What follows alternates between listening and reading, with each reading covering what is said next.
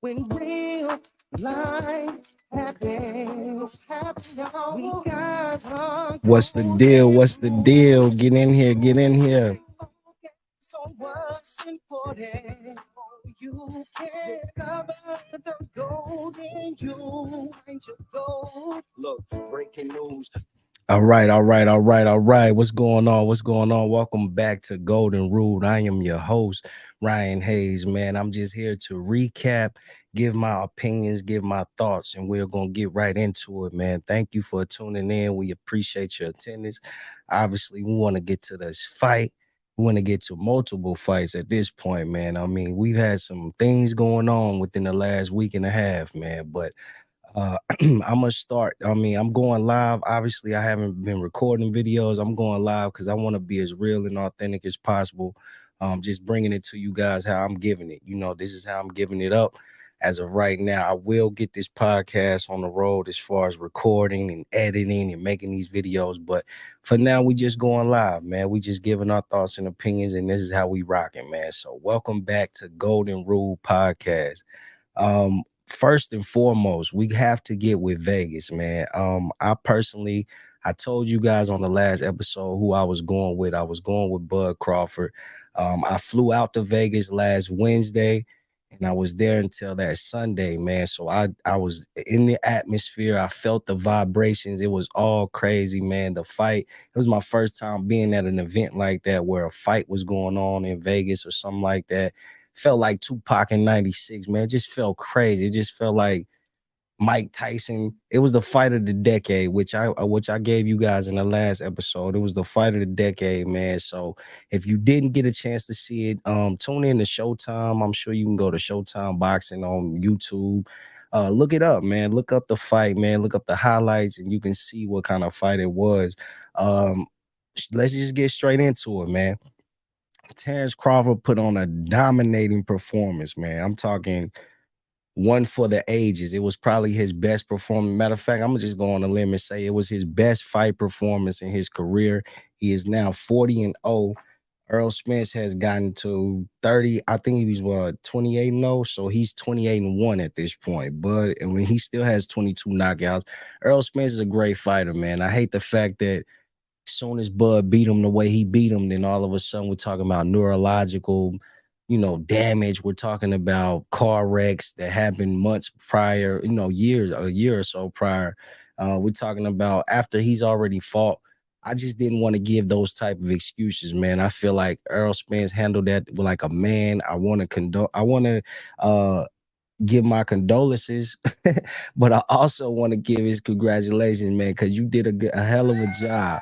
A hell of a job taking it on the chin, man. So, I'm gonna give Earl Spence his credit, man. He deserved that. He definitely was out there like not making excuses. He just took it like a man. Like, look, the better man won tonight, and that's what I feel like happened.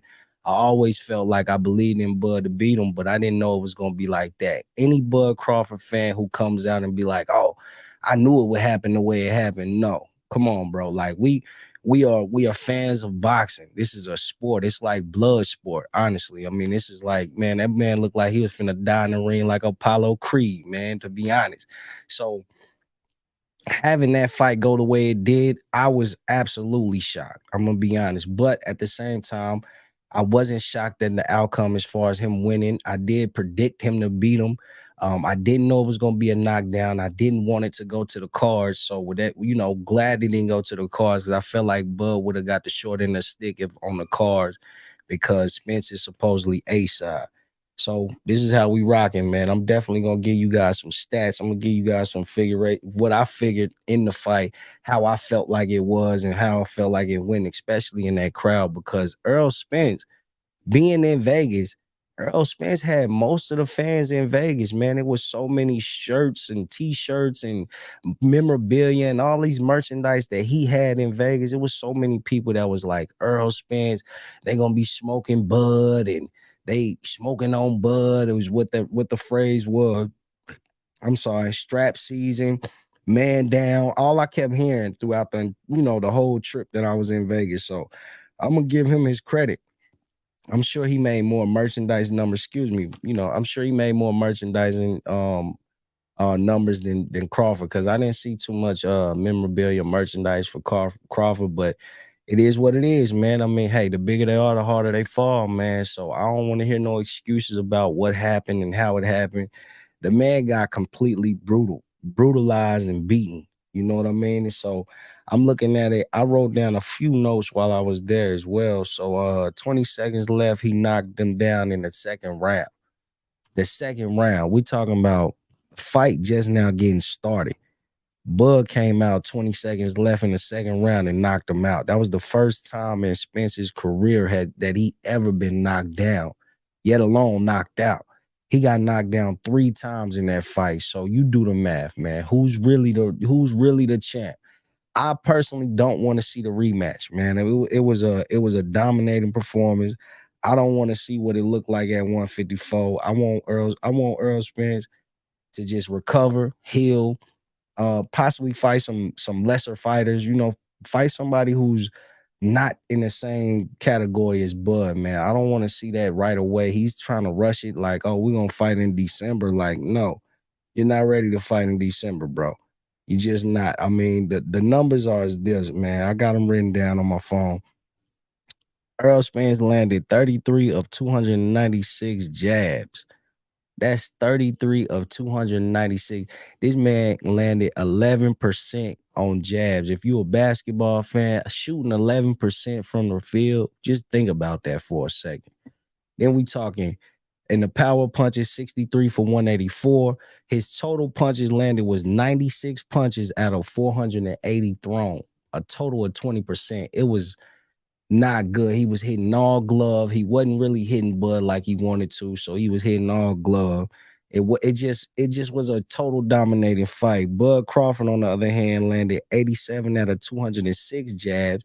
Them jabs was really putting them away. Every time Bud got close or Spence tried to lunge in and go for the punch, man, Bud was just giving him one of these boom, boom. He was just hitting him with a jab real quick, shaking his head back, knocking his head back.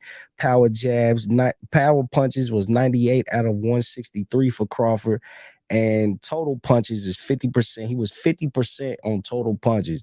He landed 185 of 396. So we just talking about a complete dominating performance, something that just was for the ages for Crawford. I mean, he etched himself in the books of Roberto Duran, Sugar Ray Leonard, who Sugar Ray, man, he etched himself in those books of Sugar Ray, Roberto Duran, Tommy Hearns. Now you got to talk about Floyd Mayweather's and Bud Crawford's. I personally think Bud Crawford would beat Floyd Mayweather in his prime, but we ain't gonna do all that. That's kind of like the Michael Jordan and LeBron comparisons. We can't really know who's going to win what fight or what battle or what, opposition against each other in their prime, because we just comparing primes and eras, and it's different eras.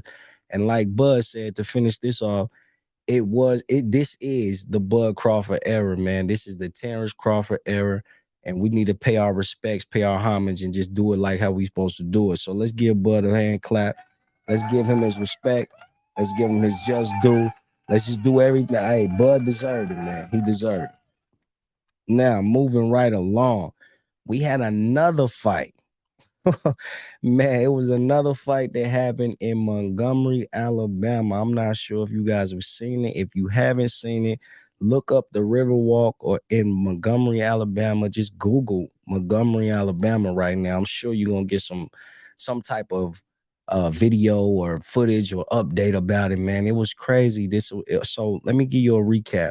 It was a security guard in Montgomery, Alabama, working the Riverwalk, and there was another boat that was supposed to be like a Riverwalk boat. It was supposed to be like basically the people that were parking in this position were not supposed to be parking there. So the security guard was telling them like, "Hey, y'all can't park here.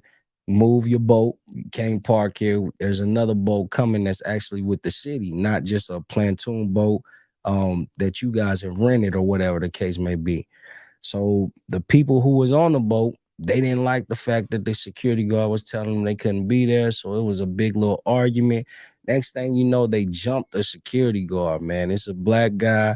They jumped the black guy who was working in security. It was about 3 or 4 white males that jumped on him, was beating him up. Next thing you know, man, Next thing you know, all hell broke loose, literally. Like, I mean, the black people from another boat had docked their boat. By the time they docked their boat, they were looking at the whole thing go on. One guy even swam across the water just to get there, man. It was just crazy. I'm not going to, it was just crazy. I would say go back and Google it. The videos, Black Twitter has been going crazy. They found these people. These people have actually have a business. The people that were involved have a mini mart business called Vasher Mini Mart, and they've been basically listed their business on Google as permanently closed. I'm not sure if the reviews on Google, people have found them, man. Black Twitter is a real space, and they'll find you. They making memes, they making all these funny videos. I seen one that said it the picture they made a picture, they got a picture of it and they put it in black and white. I seen one that said this, I'm gonna tell my kids this is the Boston Tea Party. So it's just crazy, man. When you go back and look through that fight, man, look through the massacre in Montgomery. I'm gonna call it the massacre in Montgomery. I'm gonna call the Vegas fight vindication in Vegas, or I'm just gonna say there were some two great fights that happened within the last week and a half, man. So go back and look at that. Definitely want to make sure you guys are up on, the latest on that. We're gonna get into NFL now. If we could transition to NFL. NFL is back. Last week on Thursday, we had the Hall of Fame game, the Jets versus the Browns. I believe the Jets were winning going into halftime, and the Browns ended up winning the game at the end. It's like a preseason game. I mean, we're not real in tune to what's going on. I did see a couple nice throws. I seen a couple nice passes, but we just know that this weekend that just passed was the last weekend without football. We will have football back, ladies and gentlemen. Let's give it up for that. We have football coming back, man. We got obviously some sports that we can dig into. I can't wait for college football. I can't wait for NFL football. I mean, we just have sports back in the rotation, man. And I'm not saying baseball and WNBA and even the big three. I love the big three as well. I'm not saying those are sports, but we got our main core of sports coming back around. So let's just give it up for that. I do appreciate that coming back. Now, in today's episode, like I said, I just wanted to recap the fight. I did spend time in Vegas. I want to let you guys know that there are things in Vegas you can do other than just gamble. Take your lady if you're taking your lady, or take your friends, however you want to go to Vegas. Make sure you're checking out these different hotels, the Balenciaga. I mean, I said the Balenciaga, excuse me. The Bellagio.